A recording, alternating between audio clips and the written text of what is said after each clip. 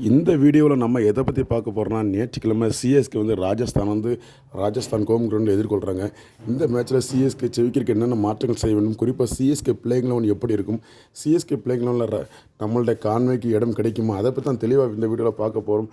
இதற்கு காரணம் சிஎஸ்கே நேற்று ஆர்சிபிக்கு எதிராக ஒரு மோசமான தோல்வி சந்திச்சாங்க. அதனால் சிஎஸ்கே பல மாற்றங்கள் செய்ய வேண்டிய கட்டாயத்தில் இருக்காங்க. அதை பற்றி இந்த வீடியோவில் தெளிவாக பார்க்க போகிறோம். வாங்க வீடியோக்குள்ளே போகலாம். அதுக்கு முன்னாடி ஒரு லைக்கை தட்டி விட்டுருங்க.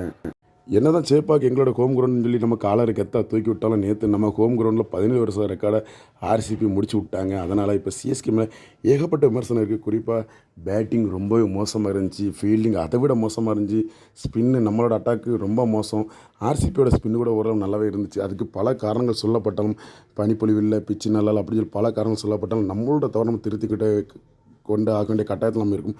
குறிப்பாக நம்மளோட சிஎஸ்கே டீம் பேட்டிங்கில் ரொம்பவே மோசம், நம்ம ஏற்றுக்கிட்டு தான் ஆகணும்.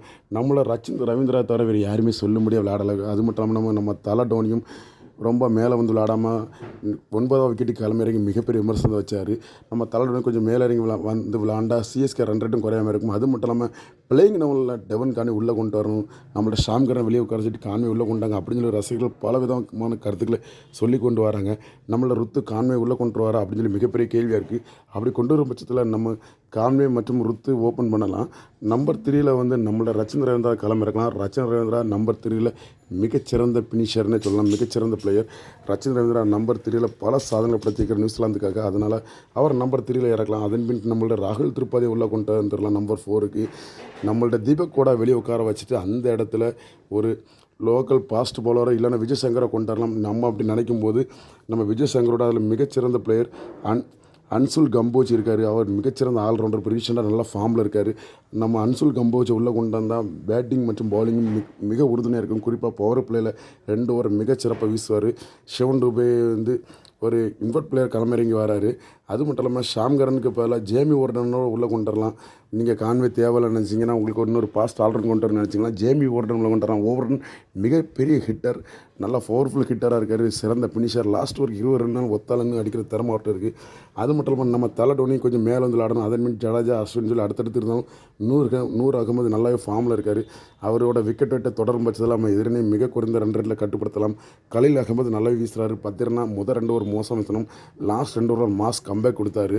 இப்போ சிஎஸ்கே பண்ண வேண்டிய சேஞ்ச் என்னென்னா, கான்வே, அன்சுல் கம்போஜ், அது மட்டும் இல்லாமல் நம்மளுடைய விஜய் சங்கரோ இல்லைனா ஜேமி ஓர்டன் உள்ளே கொண்டு வந்தால் கரெக்டாக இருக்கும் பிளேயிங் லெவன். இந்த மாற்றங்களை கொண்டு வந்தால் சிஎஸ்கேக்கு மீண்டும் ஒரு வெற்றி வாய்ப்புக்கு உறுதி நான் சொல்லுவேன். இல்லைனா நம்ம வந்து பிளே ஆஃபுக்கு தகுதி பெறாமல் லீக்லேயே போக வேண்டிய கட்டத்துக்கு நம்ம தள்ளப்படும். உறுதியான பிளேயிங் லெவன்னா ருத்ராஜ், கான்வே, ரவீந்திரா, ராகுல் திரிபாதி, சிவன் டூபே, ஜேமி ஓர்டன், ஜடேஜா, தலடோனி, அஸ்வின், அகமது, கலீல் அகமது, அன்சுல் கம்போஜ். இந்த பிள்ளைங்களோட நம்ம கிளம்பிறக்கும் போது எப்பேற்பட்ட கொம்பனை நம்ம அசைக்க முடியாது நம்ம சொல்லலாம். ஒருவேளை எங்களுக்கு இன்னொரு மிகப்பெரிய ஹிட்டர் வேணும், கான்வே தேவையில்லை அப்படின்னு நம்ம நினச்சிக்கலாம். கான்வேக்கு மாற்றம் ஜேமி ஓர்டன் கொண்டு வரலாம். ஷாம் கரனுக்கு 2 மேட்ச் கொஞ்சம் ரெஸ்ட் கொடுத்து பார்க்கலாம். பத்ரினா நல்லாவே கம்பேக் கொடுத்துருக்காரு. அதனால் பத்ரினா பவுலிங்கில் தொடரலாம். பவர் பிளேயில் கலீல் அகமது மற்றும் நம்மளுடைய Anshul Kamboj தொடர்ந்துடலாம்.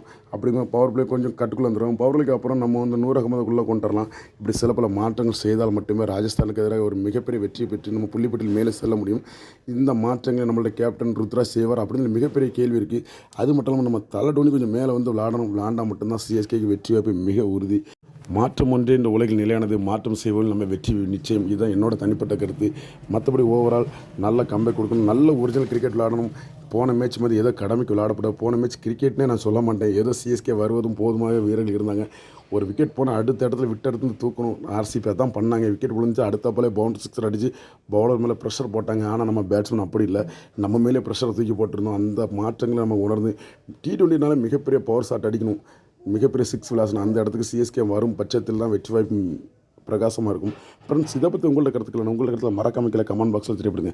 CSK was RR மேட்ச்சில் யார் வின் பண்ணுவா மற்றும் உங்களோட பிளேயிங் கீழே கமெண்ட் பாக்ஸில் தெரியப்படுத்துங்க. இந்த வீடியோ பிடிச்ச ஒரு லைக் பண்ணுங்கள், ஷேர் பண்ணுங்கள். இந்த மாதிரி சிஎஸ்கே பற்றி அபிஷியல் அப்டேட் சேனலோடு இணைந்துருங்க. மற்றும் ஒரு புத்தமுத அப்டேட் உங்களுக்கு சந்திக்க நண்பர்களே. நன்றி.